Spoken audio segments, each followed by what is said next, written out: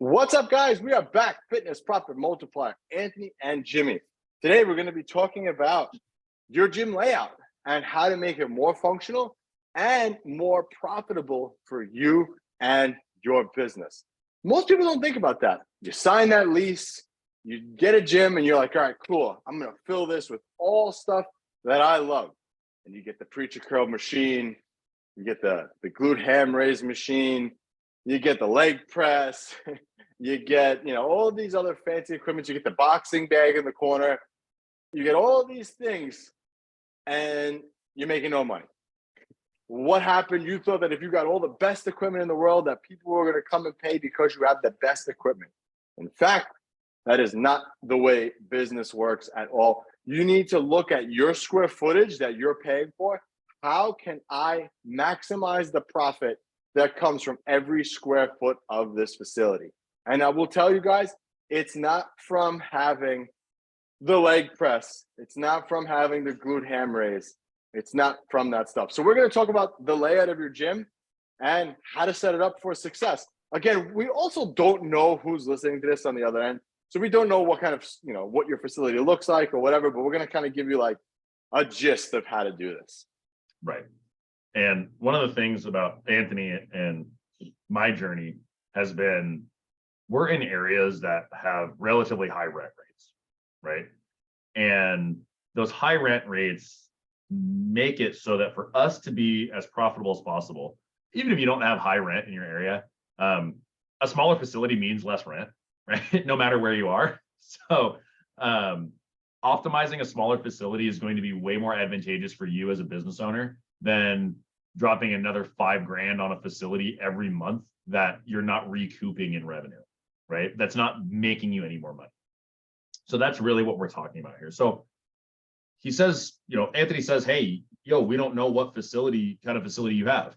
If you have a access membership facility that has a bunch of power lifters that come in and that kind of thing, you're probably not listening to this podcast anyway. But if you do, they want the glute ham and they want the reverse hyper and all the best equipment, the best whatever it is, Elite FTS equipment or whatever brand, Sornex, I don't know. They want all that stuff, right? Arsenal Strength, all these brands like we know and like we kind of ogle over and go, oh, these pieces of equipment look cool, right? You as a gym person, like I can cite off all these brands because I'm like, oh, that equipment looks cool. Oh, that piece of equipment would be great to use, because if we're in this industry, we're probably into the bodybuilding and the powerlifting and all this stuff and the equipment. Your clients are not at all.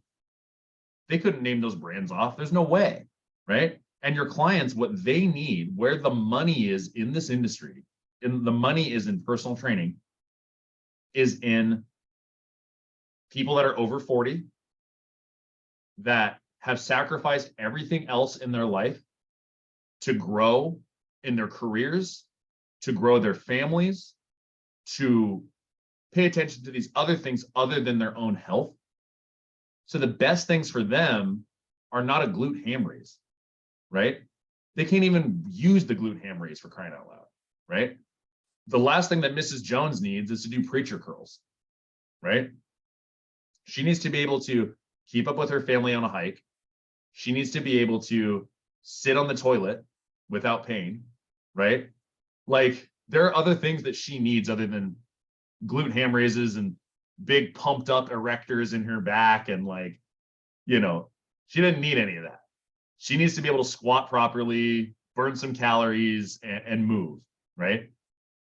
And the best way to do that in your facility is honestly to have more floor space available that is convertible, that you can use for different things.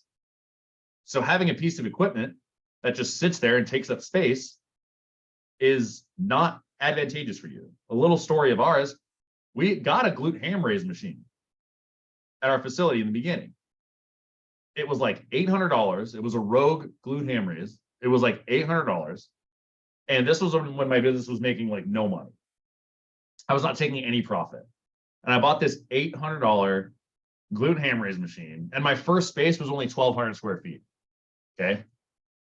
And this thing took up a footprint of like, I don't know, 7 feet long by, 3 feet wide or 4 feet wide, something like that. And nobody used it except for myself. I used it, but my clients couldn't use it. They couldn't even do it. They couldn't even use the machine because their hamstrings weren't strong enough, right? And that thing took up space in my gym for years. It now sits in the back of my garage and does not get used. So biggest waste of money and square footage that you could ever imagine, things like glue and hammer machines, right? So I kind of went on a rant there for a minute there, Ant, but Well, Ant helped me a lot with layout. So he can kind of talk about layout because he helped me a lot with my gym and my layout because I was having some layout issues when we moved our facility. So he can talk a little more about layout, but I just can't get over the fact that we bought some bullshit equipment that we never used. It just annoys me. it's okay, man. We've all been there. But the cool thing is, the good thing part about equipment is you could sell it. So it's not too bad. You sell it and kind of flip it. And you don't really lose too much. No. So it's always a win-win anyway. But all right, so the best piece of advice, and I will give credit where credit is due. I received this advice from someone, and they had told me when I had first switched into this model of small group personal training, they had told me to go and watch the movie The Founder. And that was a great piece of advice. So in the movie The Founder, it's the McDonald's story. The guys go to like a parking lot and they draw out the structure of their, the ovens and all this stuff. They draw out that structure. And they're trying to optimize it to make the drive-through go by faster. So I would recommend doing the same thing with your business. Put it out on paper and look at the layout of it. Okay, how many square foot do I have here? What is my centerpiece for my gym, right? Like what's the centerpiece? The thing that everyone's going to be using, right? Is your facility mostly barbells? Is it mostly dumbbells? I mean, that's a whole nother topic. But so for me, my main centerpieces for the clients is the power rack. So I have to design my gym around the power racks. So that's essentially what I did initially. Is okay, the power racks are here, the squat racks are here, whatever it is, and then kind of go backwards from there. And then figure out the flow of people. Where are people coming from? How many people can I fit in here? How many people do I want? And you got to look at the structure of your business. At one point, we were running 12 people in my 1,200 square foot facility. So we had 2 trainers running 2 groups of 6. How do we fit that in, right?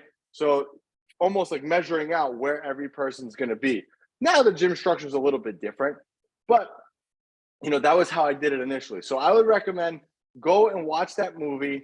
Go specifically that scene. You can probably find it on YouTube, and then do the same thing with your facility, and use a charity workout or a special workout as a way to test it. So if you want to run 2 trainers with a group of 12 people, then you need to have 12 people in there, pretend like it's an actual session, and see what happens. See where it breaks. Okay, people are too cluttered over here. Okay, so when we initially did this, we had a leg press, and the leg press was just in the way because not everybody could use it. I didn't have 12 leg presses for everybody to use. So it was in the way. So we said, okay, the leg press is not an optimal piece of equipment for this. It's got to go. So we got rid of the leg press. And again, then you could see, okay, there's people are cluttered over here. Even now to this day, it's still something that we do and we still look at. It's like, all right, when we're transitioning from a bench press to like a dumbbell row, it seems like that bench is in the way. Let's finagle the programming so that bench is not in the way. So this is something that you're kind of always going to have to do and look at, but you have to look at your square footage and the maximal usage you can get out of it. Because every piece of square footage in your facility should be making you money because you're paying for it. In my first facility, we had a back office, and the back office was probably an additional 14 feet. And I didn't need that. I'm like, why do I need 14 feet of back space of office? I don't need that. There was a closet. So I ripped down the closet. I moved the closet to a different portion of the gym. I made my office literally big enough to fit a table and a chair. And I extended the gym 10 feet. So now I could run 2 trainers in there again, but with different structure than I did last time, and probably even more people if I wanted to. So now the gym is usable. The square footage is more optimized for what I need. So that's what I would recommend doing. And it's really hard to talk about it like without seeing somebody's gym and saying, okay, I think you should move this there, this there. But I would recommend doing that. Draw out what you're going to do and then test it. Have special workouts where you can test this stuff. Get in the amount of people that you want to get in there and then see, okay, look, it's really cluttered over there in the dumbbell area. I need to move the dumbbell rack over there where it's less cluttered. Then you'll be able to figure it out. But like even for Jimmy was having an issue in his facility with a deadlift platform. Well, it's like, dude, if the deadlift platform is causing that much trouble, just get rid of it. They could deadlift anywhere. Right. And that solved the issue. And it was funny because the deadlift platform was a result of an old space issue where we had like noise complaints and stuff like that, right? And so we moved the gym and it was still stuck in my head. I was like, oh, we need to have it this way. But we don't need to have it that way anymore because we moved the gym, right? So I was like, oh, we need this. And it was like an 8x8 platform. So like it was taking up 64 That's a big space. Yeah, 64 square feet on the floor where nobody could like walk through. And it was just fucking up the flow of everything and making everything like it just really messed up our whole flow to the gym and everything. And I was like, oh, well, I don't know if I want to put the deadlifts in front of the bathroom over on this side. And then we did it and we're like, screw it, let's just put the deadlifts over there. Wasn't a problem, right? Because I was worried about people like deadlifting and like coming out of the bathroom and looking at somebody's butt, or coming out of the bathroom and somebody's staring at you from deadlifting, staring at you. But it's not a problem, right? And so you kind of have to sometimes play Tetris a little bit with your facility and move stuff around. So I wouldn't, if you're first opening a facility and you're changing the layout, I wouldn't bolt everything to the ground right out of the gate, right? As much of a safety concern as sometimes that is, unless you have a very small facility where you know this is the only place this one thing can go, right? Where like we have a centerpiece, like Anthony was saying, we have a centerpiece where like this has to go here, right? Our rig system, this has to go here. Bolt that down.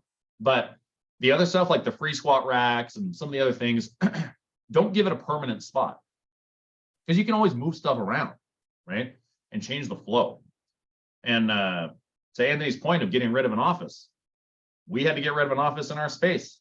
We grew too big and the space was cluttered with people. So we're like, okay, we'll tear down another office, right? Sometimes tearing down space that is not utilizable for your client base is worth doing to give your staff maybe your staff's a little bit more uncomfortable because they don't have the space that they want with, their stuff or the office or whatever it may be. But 90% of the time they should be out on the floor coaching people anyway. So like giving your staff or yourself a little bit more of an uncomfortable situation in terms of the space that you occupy in the facility is better for your business because you want to have the clients have the best experience possible. If you have to have a little bit of an inconvenience, deal with it, right? You don't need some big office. You don't need fancy anything. You don't need anything really in an office. You need a computer. You need a filing system, and that's basically it. You could even not have an office, really. It could be a little front desk in the corner with a computer, and that's it. Computer and a filing cabinet that's locked away. That's all you really need. You don't really need anything else, and that could be out on the floor. Now, sometimes you need a spot for people to call leads and stuff like that, so you're not disrupting the members. But in all reality, you don't need as much space for them as possible. So the more you get rid of that stuff, the better off your space is going to be. In my because I just recently did this construction recently, and now we don't even have a door in our office anymore. Like that's how I took it off. I'm like, doesn't matter, just get rid of it. Get rid of it. We don't need the door. Just put this wall up here, and the gym looks so much better. It looks so much bigger. The airflow is much better now. It's crazy what happens when you take down one wall, but neither here nor there. Yeah. So guys, that's how you do it. You have to look at your gym as a business. Please don't treat it as your own personal gym. This is not your garage gym anymore. You got into this to make money, not to work out for yourself and have the best experience for yourself. You're probably better off getting rid of the glute ham raise machine, the preacher curl, and all this other stuff, and joining a gym than having that in your facility, because you could make way more money with that space that those equipments are taking up. So I would definitely recommend doing that. If you guys are interested in having us help you in any way, just click that link below. You can join our Facebook group. You get a play down there, a free play where you could get 10 new clients in just 7 days with zero ad spend. And if you want us to help you, you can book your call with us below. We'll hop on the phone and talk about you and your business and how we can help you get to that next level. So until the next time, Anthony and Jimmy, Fitness Profit Multiplier, we are out.